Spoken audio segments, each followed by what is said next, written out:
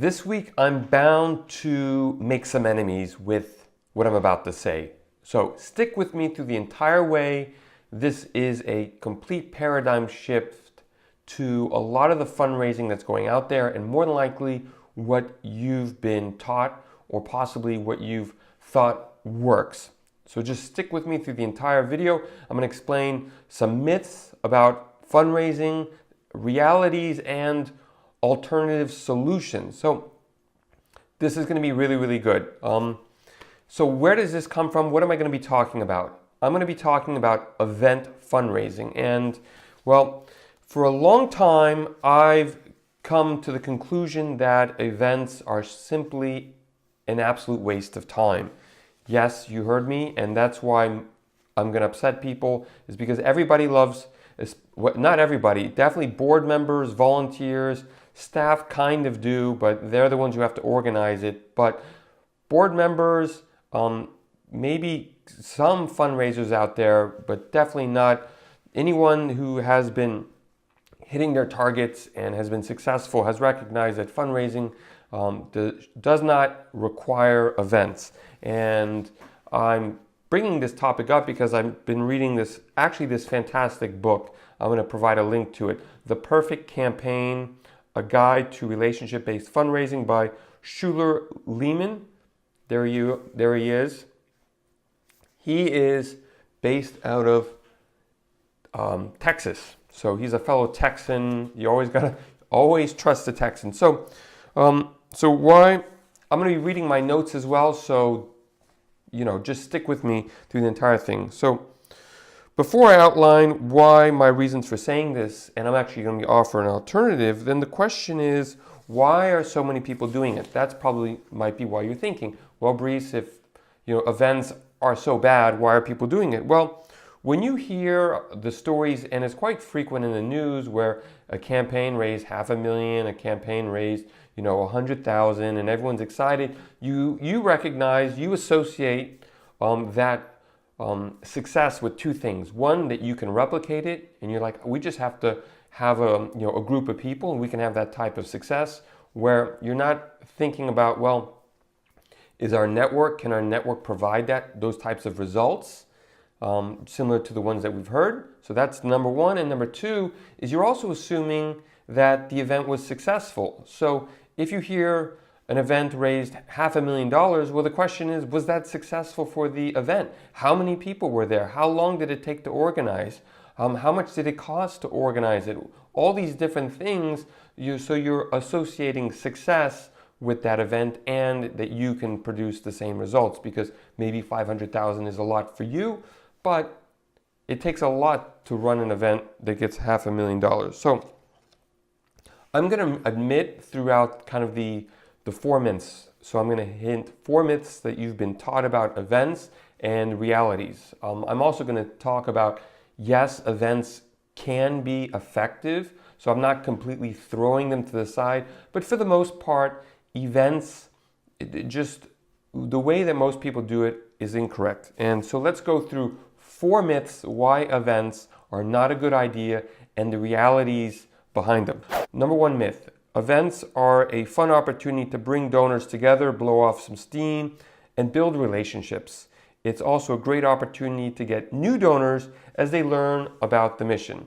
Well, the reality is that most of the event is focused on, if it's a dinner, it's focused on the meal. If it's an auction, it's focused on, the raffle and getting people to buy things and kind of like livening up the whole scenario, the whole scene, the people as well to buy these things. And also, if it's just a straight fundraiser, the goal is to kind of excite people. You'll get an MC and who's not part of the organization, so you have an external person whose sole objective is to get people excited, might not really know what you're doing. So this comes down to is that the mission is really left to the side. So you really have to ask yourself the question, are people really learning about the mission? And I'm always thinking, I always say, or I ask myself before I run an event, I ask myself the question, would Jesus accept my invitation to this event? That for me is a good litmus test. I am also reminded of, I believe it's Matthew chapter 3, where Jesus talks about, almsgiving should be given kind of in the secret. You shouldn't boast about it, and you shouldn't get all riled up and exciting. So the question is, why are so many people doing this? Myth number 2, events can deepen your relationships with existing donors and new donors, thereby raising more funds. Well, the reality is that most events is an entirely passive way of fundraising. So yeah, somebody's up kind of talking, but you're not really engaging people to donate. It's, you're hoping that throughout the event that they're going to be giving. So you're limiting your chance to raise funds by this passive way of asking. And in reality, if you want to fundraise really well and get on with what you really want to do as your mission, you want to ask directly. So there is a good way of fundraising, and that's afterwards if you collect people's contact information, keep them connected, and that deals with follow-up. So that's really where I'm going to lead to later on about the one thing that will work with events. Myth number 3. They give development staff and the board a sense of accomplishment because there's so much buzz. Everyone's talking, what a great event, everything that you're doing is fantastic, keep up the good work. Well, apart from having this cheerleading event where people get so excited about what's going on, it phases. So it's just an emotional high buzz, and that's the reality. It's just a buzz for you and what you're doing. Pats on the back, great job. But look at the fundraising, what happened there. So it's much more looking at, well, events are great because everyone's excited, but that fizzles away quite quickly. And at the end of the day, your mission, your charity, your nonprofit is not moving forward off of people's emotions. It's moving forward, number one, by the grace of God and His support for everything that you're doing to encourage you to keep moving forward, that drive to pull you forward, and as well your commitment to that, and if necessary funds, but it's not based on emotions that's going to get you moving forward. So that is myth number 3 and the reality. So the final myth before I go into the how you can actually use events. Myth number 4, events are a great way to boost your fundraising by getting people excited about the mission and inspired to donate. So we've kind of alluded to this. You're not really going to be raising money, and for the most part, it's probably a huge cost, an event. If you add up time, energy, emotion, things that you could have been doing differently, other things that you could have been doing, money spent, all that stuff, the upfront cost, and if you compare it with the amount raised, more than likely you didn't hit your target,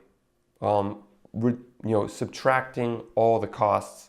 And even if you add up the costs and put them to the side, you more than likely didn't hit your target. I rarely hear of people hitting their target, and then even if they say they do, well then take on all the costs, add it up now, and tell me what you came out, what was your, what we would call, I guess, profit on the event. So adding all that up, events is not a good idea. Event fundraising, what you should be doing. So what should you be doing instead of event fundraising?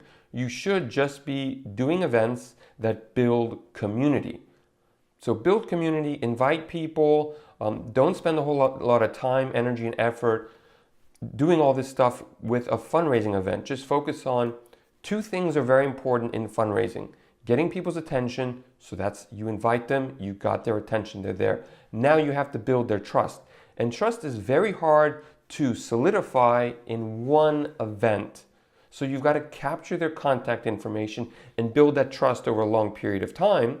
I mean, it can be 6 months, 3 months, 12 months, but you want to build that trust, because then when you do ask, people understand what you're doing and why you're asking, and that's critical. So leave a comment below. What are your thoughts about event fundraising? Have you found this helpful? Have you think I'm completely wrong? Just let me know. I'm here to help at catholicfundraiser.net. God bless you, and see you next week. If you enjoyed this video on fundraising, make sure to subscribe. right over there, right over there. It's going to be somewhere. Also, if you just enjoyed the scenic views of Catholicism in France, make sure to subscribe as well.